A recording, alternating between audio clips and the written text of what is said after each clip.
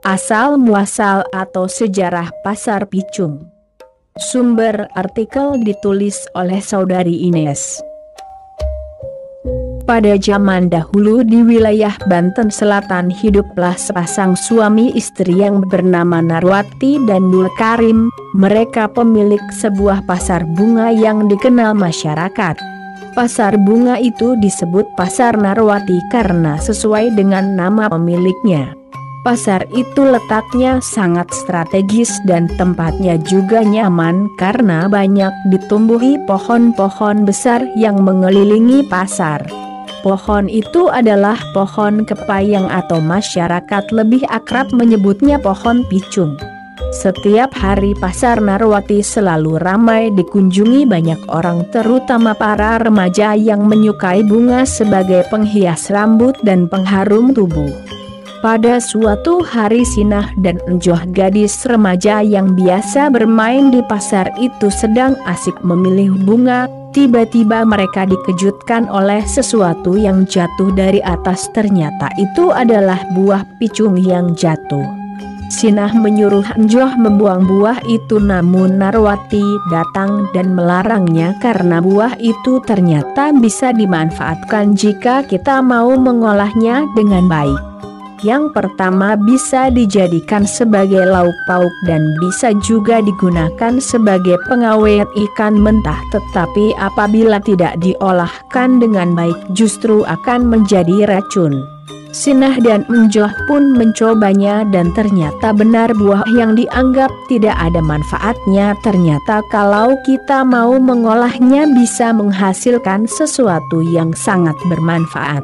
Sejak saat itu masyarakat selalu ramai mencari dan mengolah buah picung. Ada yang dikonsumsi sendiri, ada juga yang dijual, bahkan sampai menyebar ke seluruh penjuru masyarakat.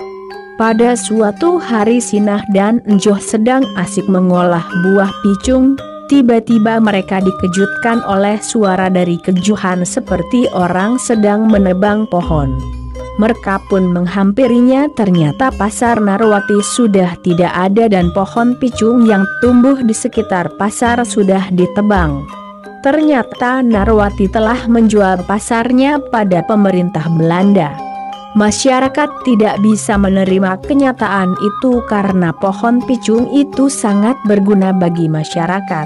Selain dari tempat berteduh juga bisa mereka olah dan jual untuk menambah pendapatan.